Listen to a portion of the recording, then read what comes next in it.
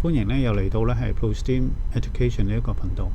今日咧同大家講咧就係咧 3D 打印裏邊咧點樣去做呢個運用呢個切片軟件咧，係將需要打印出嚟嘅嘢咧係做切片嘅。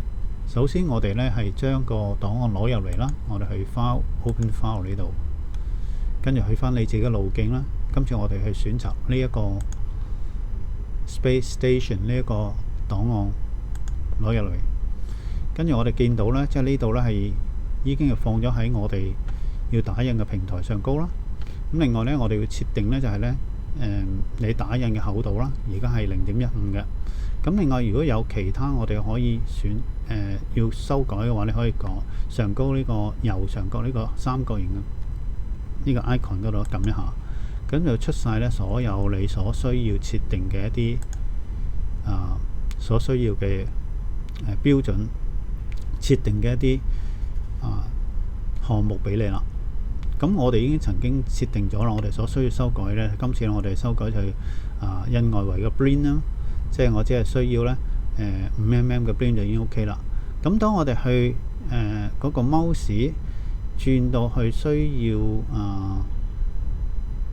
你想知道一啲講解嘅時候呢，解釋嘅時候呢，可以就喺嗰度停咗喺度啦，就會出現一個黑色嘅一個對話盒啦，話俾我哋聽呢係呢一個項目呢係咩嚟嘅，同埋呢佢有啲乜嘢影響啦。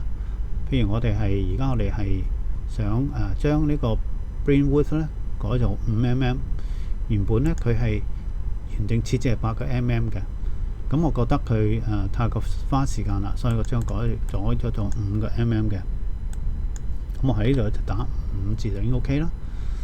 咁呢個 blend width 呢就話佢相對你嗰個打印嘅模型嘅距離嘅外圍呢，就有一條邊係需要打印出嚟咁樣嘅。咁佢影響咗呢就係呢有幾多條 blend line 啦，X 嘅 position 同 Y 嘅 position 啦。如果你係有Prime Tower 嘅話呢，就會有影響到啦。如果你冇呢，係冇影響嘅。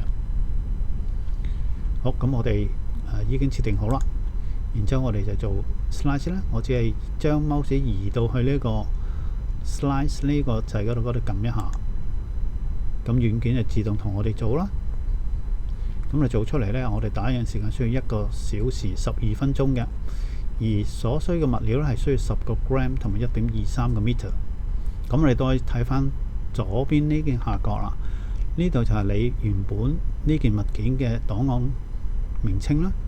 另外呢個呢，就係呢你打印嘅尺寸啦，就係88.2乘107再乘17.5mm嘅。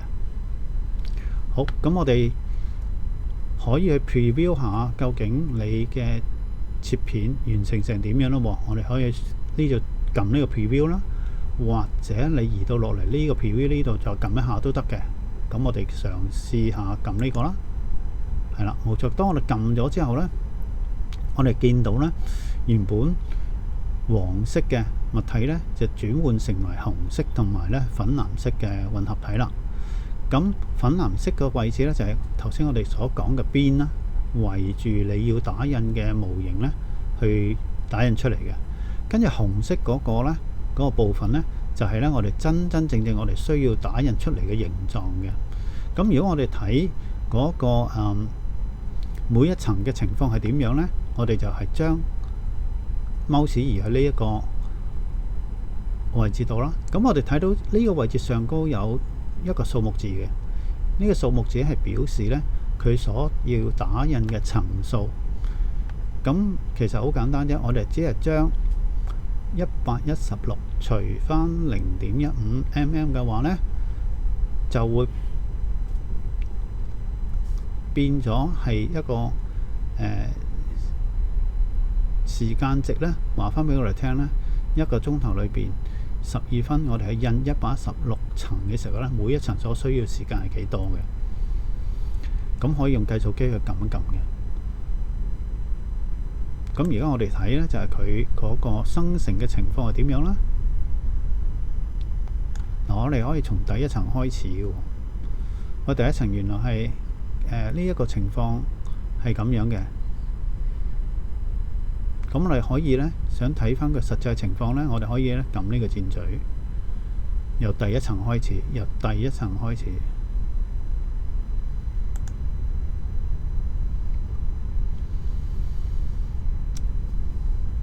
咁你話佢模擬個速度，我哋可唔可以快啲呢？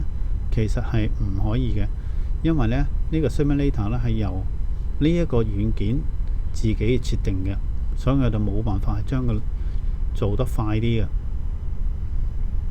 咁如果你想做快啲嘅話呢，就係呢唯有就將呢度移去第幾層啦。咁其實就可以睇得晒究竟佢打印嘅情況係點噶啦。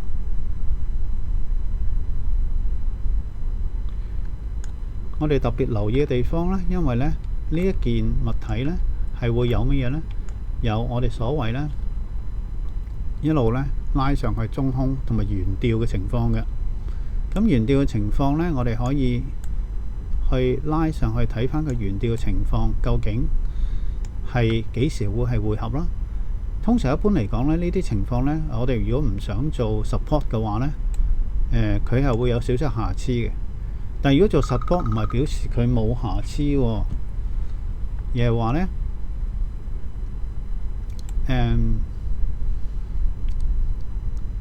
係佢嘅瑕疵呢，可能比support 呢係差啲。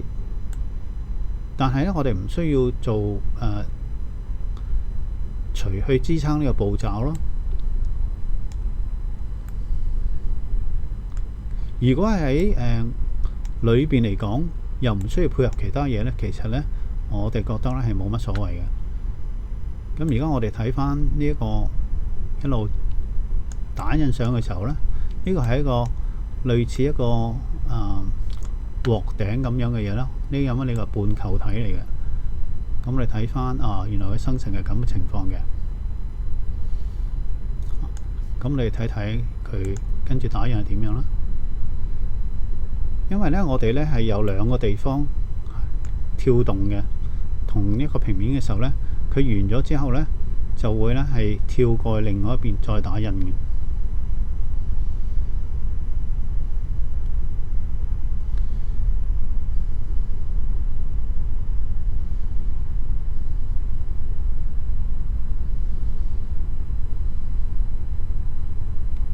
係啦，我哋睇到呢個噴頭呢，就已經跳咗第二個地方度，繼續去打印啦。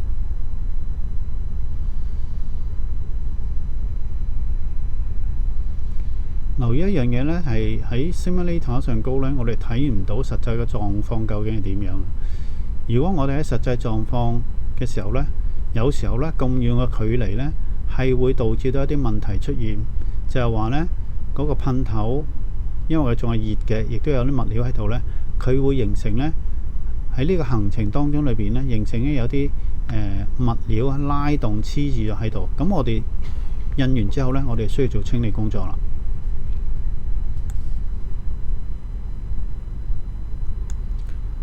好，咁最後咁樣，我哋係完成咗佢呢個 slicing 啦。於是乎，我哋就係將佢儲存入去我哋嗰個 SD 卡度啦。好，儲存咗之後呢，我哋交叉佢啦。好，今次嗰個習作我哋就完成咗啦。多謝大家收睇。